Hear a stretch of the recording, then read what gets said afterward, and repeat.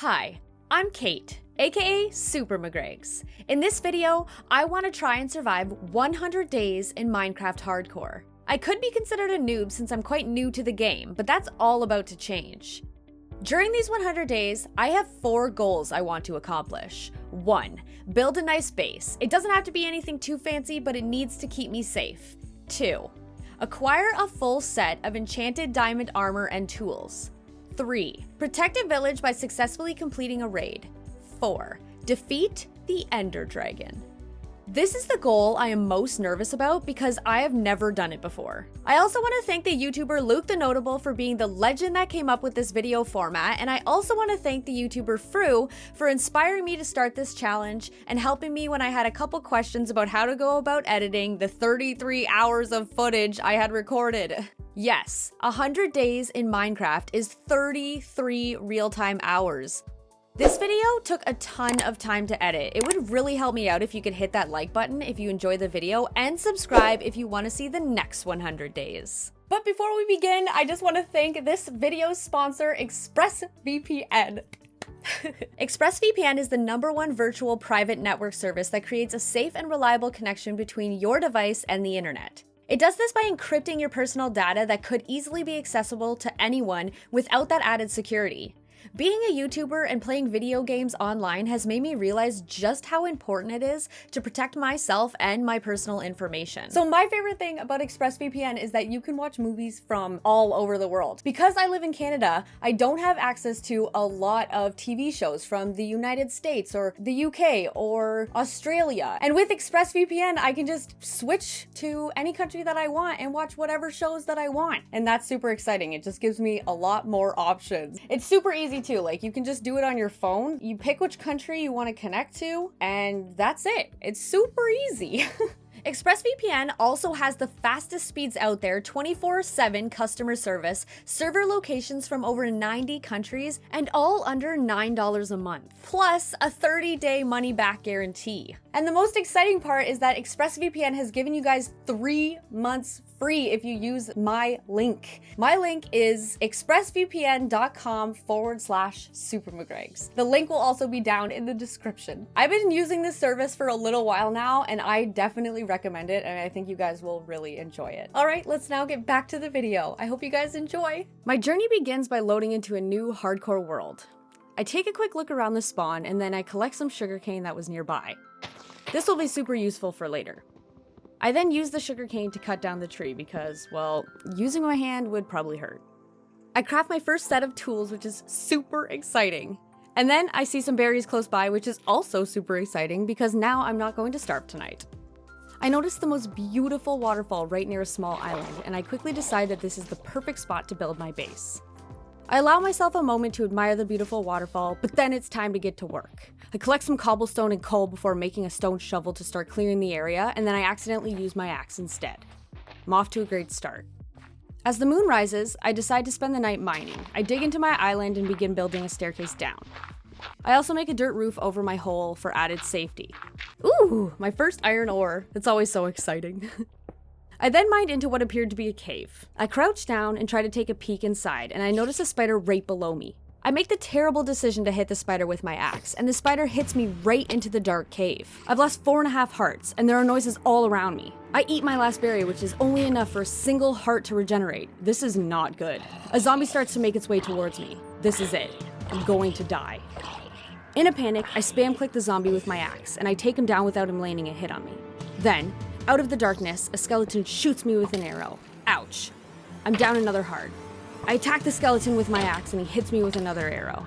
One more hit with my axe and I take him down. I'm down to 1.5 hearts and a creeper is coming towards me. I hit him twice with my axe and he is no longer a problem. Desperate, I eat the only food I have. Rotten flesh. Another creeper makes its way towards me and I only have one option. Run. Luckily, I get far enough away from the creeper just as it explodes. I then notice 2 more making their way towards me. All I can do is dodge and weave. I've successfully survived what I would call a near-death experience. That was close. Now it's time to get my revenge on the spider who started this whole mess. That felt good. Time to get out of here, but not before I grab some iron. On the morning of day 2, my mission is food. I run around collecting berries and taking out sheep. Then, while I let my meat cook and my iron smelt, I decided to go fishing. I quickly realized fishing with an axe isn't very efficient, so I quickly crafted a sword. Much better. Once my iron is done smelting, I finally have enough to make my first piece of armor, a chest plate. I then spend the rest of the day collecting wood and planting saplings to prepare for the building of my house. The night will once again be spent mining. I make my way down to the dangerous cave once again, and I quickly build walls on either side of my staircase to keep it safe. As I'm approaching Y12, I dig into another cave. Knowing it could be dangerous, I head towards my crafting table and make a shield, some boots, and a sword. Feeling prepared and extremely confident thanks to the events of the previous night, I take out the spider at the base of the stairs and begin exploring the cave. There are enemies everywhere, but I use my big brain to take them out. After a night of collecting resources, I finally have enough to equip myself with a full set of iron armor. Day 3 begins with collecting more wood and planting the seeds I found around my base. I also head up a mountain to take a look around the area, but I don't see much. It's back to work. I spent the rest of day 3 working on my house, fixing a sinkhole that formed under my house, and lighting up most of my island, until I was rudely interrupted by the sound of phantoms. I run into my hole and they follow me in. Luckily, that made it much easier for me to kill them, and I was rewarded with their membranes. Now it's back to mining for the rest of the night. At first, all I was finding was more iron and coal, until the amazing moment I found my first diamond ores. I was very excited. During the morning of day 4, I was trying to find my way out of the mines when I came across a large structure that I thought was a mob spawner. Turns out, it was just my staircase, and I was in the dangerous cave I had found myself in on the night of day 1. I wasn't safe. 3 zombies came towards me from the darkness, and I had to think quickly. I barricaded myself inside some cobblestone to protect myself from the herd of zombies. Once it sounded like the zombies had forgotten about me, I made a run for it, getting myself into an easier position to take them out, and I did just that. Then, I made my way back to my staircase and realized I had spent the entirety of day 4 in the mines, and it was once again dark. So, I decided to collect some cobblestone from my house until sunrise. Day 5 was a rainy day. I continued working on my house and I built a nice sugarcane farm near the edge of my island, and then collected some wood to make a nice home for the stranded sheep I found and rescued. Knowing I didn't want to waste any precious daylight in the mines, I crafted a clock. Once I was back in the mines, I decided I wanted to make the dangerous cave safer. I started building a staircase into the dark cave when I heard the sounds of a zombie and a skeleton. After I took out the skeleton and 2 zombies, I realized that the dark cave above was actually a mine shaft. I quickly made my way back up into the cave and lit up the area, trying to make it a bit safer. I also found a chest that had some rails, stale bread, pumpkin seeds, and melon seeds, which would definitely come in handy later. After feeling like I had tested my luck enough, I made my way out of the mine shaft and back to my staircase. I headed down to the safer cave, and I ended up finding more diamonds, and I decided to make a diamond pickaxe and collect some obsidian. All I did on day 6 was clear an area of my island so I could make a farm. Day 7 was spent making progress on my house and farming. During the night, I decided to strip mine and came across a small cave that happened to have a ton of zombies in it, including the dreaded baby zombie. This baby zombie was small and fast, making it hard to hit with my noob combat skills. The baby zombie managed to get me down to half a heart.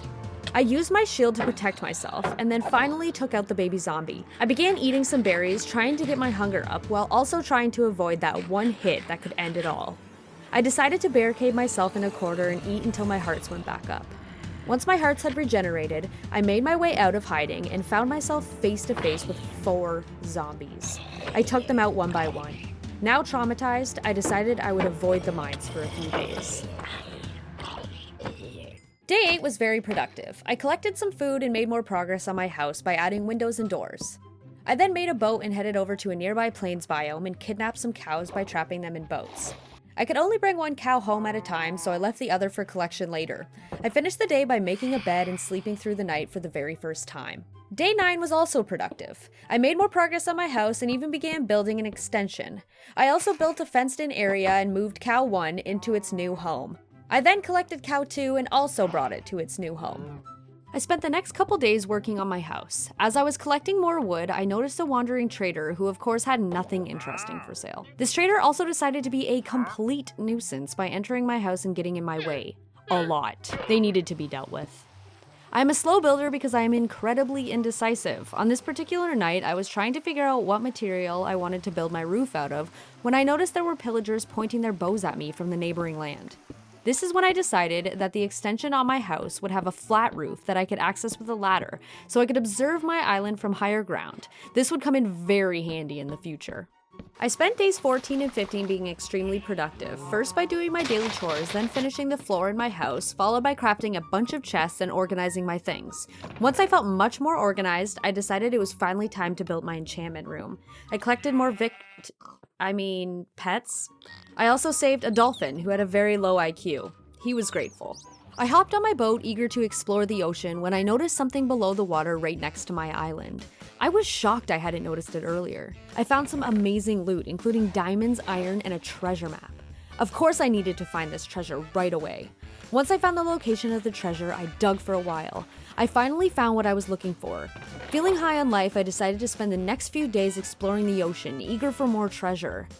I noticed some ruins and jumped into the water to explore. I quickly found a chest, and without even looking inside, I broke the chest and took the treasure. As I was making my way back to the surface, something began to attack me. It's a drowned with a trident.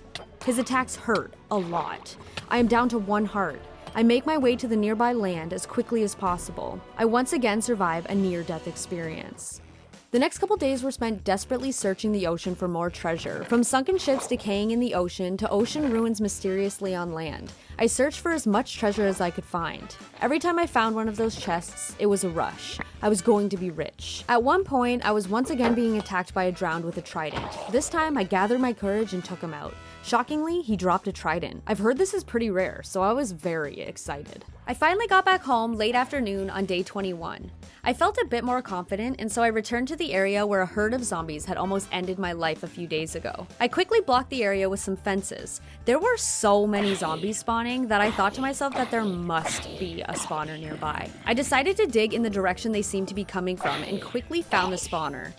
I was very excited, as you can probably tell. After taking out the zombies who had already spawned, I lit the area, checked the chest, and began building a mob farm. On day 26, I hit a dead end while building my mob farm. I realized I would need some soul sand. So I collected some obsidian to build a portal. I made a flint and steel and grabbed some golden boots for my venture into the nether. I entered the portal and quickly checked out my surroundings. It was dangerous. I decided to build a shelter. I then began digging in a straight line in the hopes of finding some soul sand. After mining for what felt like forever, I decided to try my luck by trading with a piglin instead. The first trade resulted in some soul sand. I now had the supplies I needed to finish my mob farm. Before I left, I saw this. That was a first. The next few days would be spent finishing up my mob farm. Everything went pretty well and I completed the farm, but there was one issue. The mobs kept getting stuck. I spent day 31 trying to brainstorm a solution while getting my daily chores done. I had come up with a plan, but I would need Silk Touch, so I finally finished my enchantment room and put Silk Touch on my pickaxe. The next couple days would be spent searching for a snowy biome.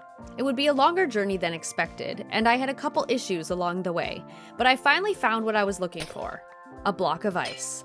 Once I got back home, I put the ice block in the mob farm, hoping it would stop the mobs from getting stuck. It didn't. Instead, I decided to build a tunnel to the other side of the elevator.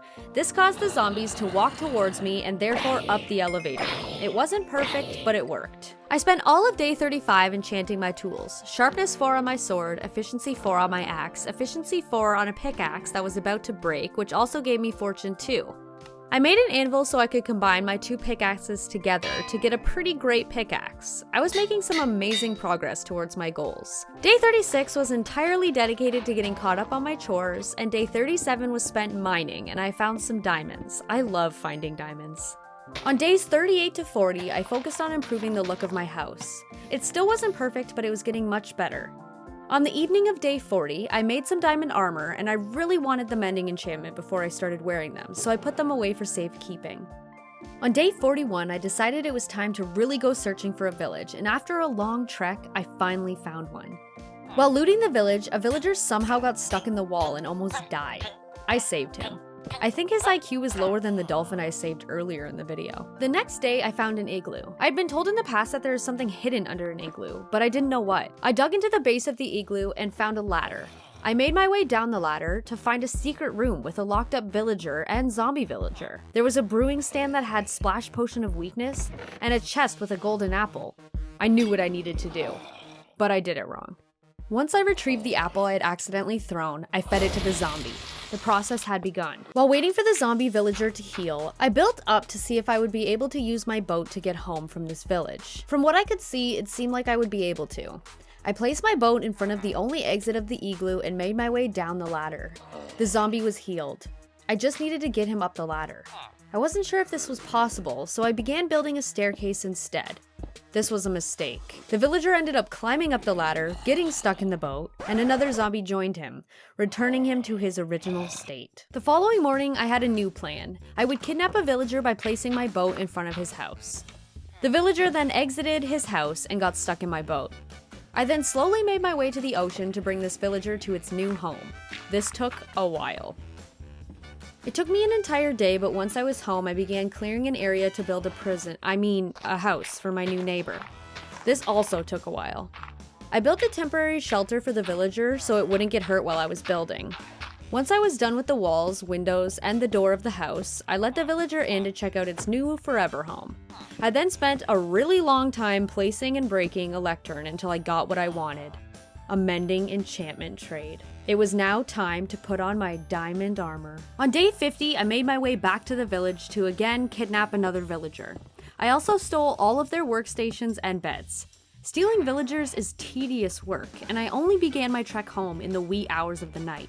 In the morning, I released the second villager into its new home and began placing all the beds I had stolen from the village. I placed a composter so the new villager would become a farmer, and I began trading. I threw the villagers some beetroots, and that seemed to make them really happy, and suddenly there were 3 villagers. This day had been very productive. Before heading to the mines, I quickly planted the potatoes I had found in the village. Once in the mines, I found a huge vein of diamonds. I had enough to craft some diamond boots. Now I had a full set of diamond armor. I spent the next 3 days doing my chores, trading with the villagers, farming points, and upgrading my gear. I was very happy when I could finally upgrade a villager to trade window panes. I knew from Luke the Notable's videos that this was a great source of emeralds. Also guys, did you know that you can have 3 furnaces? I know, it's crazy. I didn't know this either until PewDiePie informed me in one of his videos. And guess what? He even said you can have 4 furnaces. I know. My gear was really coming along. I still needed more enchantments, but I was confident I would be able to get them before the Ender Dragon fight. On day 57, I dug out a basement in my villager's house. I felt like they needed more space. I then spent multiple days getting my villagers into their own separate stations. This was way harder than I expected, and I probably wouldn't have done it if I had known how long it would take. I didn't even finish before I had lost my patience. Villagers are definitely the lowest IQ in all of Minecraft. On day 60, I needed some space for my villagers. I decided I would expand my garden. This was extremely relaxing, and it helped de-stress me from the chaos of the villagers. Then, on day 61, I finally got the rest of the villagers into their stations. Once again, this took way too long. The next day was spent catching up on chores and trading with the villagers. And now that I had full diamond armor and enchanted gear, I thought it would be a great time to finally explore that mineshaft. Nothing too crazy happened. I found a few chests, a ravine, and some diamonds. On days 65 and 66, I spent the days gardening and trading. I also finally put mending on that trident I found earlier, and used my mob farm to refill its durability. I also enchanted my bow, and I was well on my way to fully enchanted tools. By this point, I also noticed that hostile mobs were becoming a much bigger issue. I decided a wall would need to be built, but I didn't feel like it, so I went to the Nether instead. The next 3 days were spent looking for a fortress. I decided I would pick a direction and keep going that way until I found one. Once I had made my way to an opening, I noticed something in the distance. It was a bastion. I decided I would add that to my list for the next 100 days. Subscribe so you don't miss it. I continued forward until it finally happened. I found a fortress. As I was building a bridge over to the fortress, I noticed something else. It was another bastion. I couldn't believe it. I had found all 3 of these structures so close together. I finally got to the fortress and mined my way in. I was nervous. I had only gotten to a fortress in Bedrock, and a lot of people told me they were a lot harder in Java. I didn't want to get lost, so I placed torches on my left, so I knew they would be on my right when I needed to find my way out. I spotted one of the things I had come here for, a blaze spawner. I spent a bit of time here being extra careful. I was not about to die when I was this far along. Once I had what I needed, I headed in a direction I hadn't gone yet to look for nether warts. Instead, I found a wither skeleton. But I used my big brain to outsmart it. After exploring the fortress some more, I found the nether warts. I also found some chests, and one of them had a saddle in it. Now that I had explored the entire fortress, it was time to head home. I spent day 71 expanding my basement to make room for another farm. I also placed the brewing stand I had stolen from the village in my enchantment room. I then added some nether warts in front of my house because I loved the look of them. Knowing I would need to brew a lot of potions for this ender dragon fight, I made an infinity pool right next to my nether wart farm. I then immediately got to brewing some potions.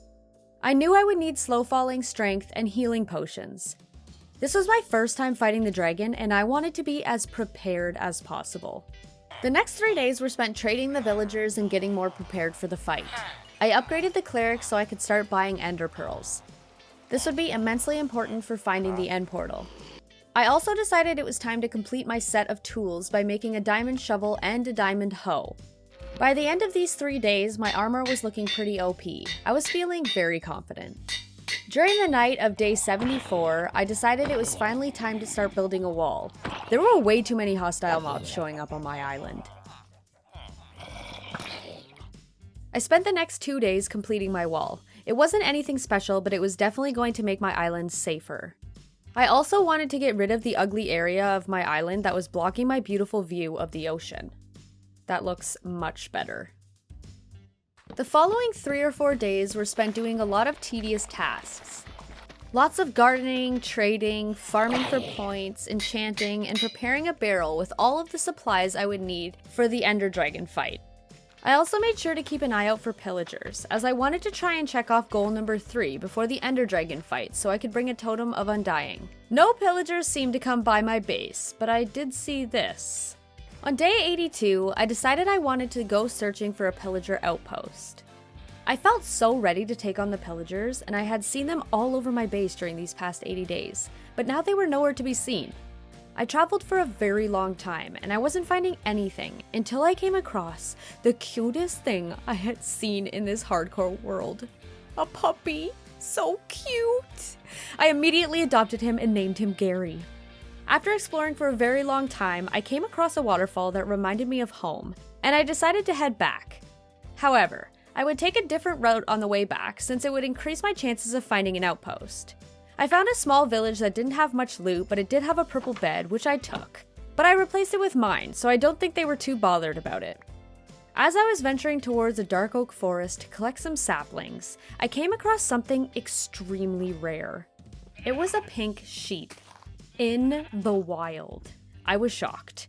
I really wanted to keep it, but the journey was just too far. I sheared his wool instead. While sailing the ocean, I came across another rare find. It was a mushroom biome. I had never seen one in one of my worlds before. I was so excited. The mushrooms are so cute. I wanted to keep one so bad, but the journey was just still too far. I took a screenshot of the coordinates and I made my way home. Once home, I planted the dark oak saplings, I dyed Gary's collar white, and I gave him his name tag. It was really unfortunate that I didn't find a villager outpost, but there wasn't time to dwell. I needed to get all the last minute details ready for the ender dragon fight. My armor was enchanted with the best enchantments I would have time for. I bought more ender pearls and carved a pumpkin to wear on my head if the enderman became too difficult to handle in the end. I crafted my eyes of ender and added everything I thought would be necessary for the fight into the barrel. Was I overprepared? Probably. But this was my first time and I wanted to make sure I wouldn't die. I collected some obsidian and built an ender chest. But it didn't look like an ender chest because it was Christmas time when I recorded this. I added everything to the chest and used my silk touch pickaxe to break down the chest and put it in my inventory. Before leaving, I said bye to Gary and we took a quick picture together in case we never saw each other again. I then made my way to the edge of my island and for the first time ever, I threw an eye of ender. Or maybe 2 by accident. Oops. It's okay, they didn't break. Sailing the ocean felt so peaceful. It felt like the calm before the storm. After traveling for a while, I got on top of a tree to throw another eye of ender, and it seemed to go directly down. I was definitely close. It was time to dig. I got extremely lucky and mined directly into the portal room. I quickly broke the spawner and killed the few silverfish that were in the room. I then placed each eye of Ender one by one until the portal was ready. It was a surreal moment. I was nervous. And instead of going into the portal immediately, I decided to explore the stronghold first. I didn't really find much except for the enchanted books in the library. I then slept on my brand new purple bed, knowing tomorrow could be the end of this world as I'd come to know it. This was it, the morning of the Ender Dragon fight. I got what I needed from my Ender chests and made my way to the base of the portal. I hesitated for a moment, but then gathered my courage and jumped in. I once again got lucky and the portal spawned under the ground, making it really easy to dig my way to the surface. I'm not skilled at bridging, so I was grateful. Once I made it to the surface, I knew I needed to avoid looking at the Enderman, so I carefully took aim at the first pillar I saw and shot my bow. Shockingly, I hit the crystal on my first try. This was a proud moment. I drank my slow-falling potion and continued shooting at the crystals. I missed a few times, but that didn't discourage me. I was determined to win this fight. Oh no. I accidentally looked at an Enderman and I wasn't wearing the pumpkin. He made his way towards me and I used the water to fend him off. I was nervous, so I ate one of the 8 golden apples I had brought with me. 2 Endermen were now attacking and the dragon shot its disgusting breath on me. This was causing a lot of damage. I decided I would eat another golden apple. After a real struggle, I managed to take out the Enderman. I then built my way up the sides of the pillars with the caged crystals, and I hit them with my pickaxe. It was time for the second stage of the fight. I took aim with my bow and tried my best to hit the dragon. This proved to be harder than I expected. I also remembered I needed to get some dragon's breath, so I collected that quickly before continuing to pursue the dragon. As the dragon began its descent, I shot it with my bow until it was no longer taking damage. This is when I made my way towards its backside to try and land some shots. I had dealt a lot of damage. It wouldn't take much more for this fight to come to an end. I continued to shoot the dragon with my bow until it finally made another descent. I again quickly made my way to the back of the dragon, and I watched as the health bar slowly dwindled. This was it. I was about to achieve arguably one of the hardest things to do in Minecraft. With one more hit of my axe, I had done it. This was one of my proudest moments.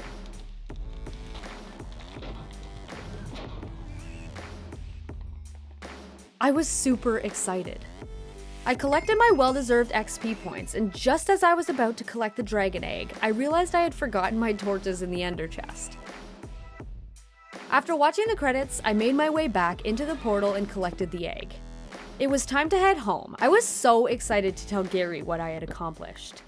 I built a staircase out of the portal room, and as I was making my way to the surface, I heard a noise. It was the sound of a pillager. This was my chance. When I made my way to the surface, I saw a single pillager. I quickly took him out, but I couldn't find his friends.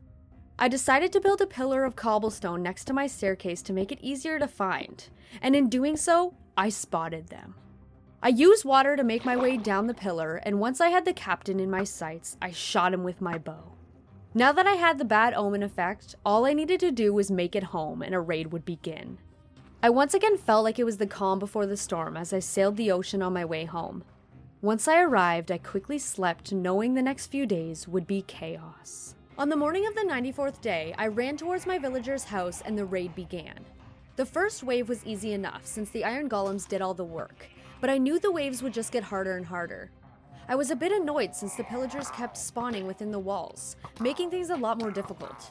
I, with the help of the golems, took them out one by one. The third raid luckily spawned on the outside of my walls, but there was the first ravager. It was huge, but I felt protected by my walls.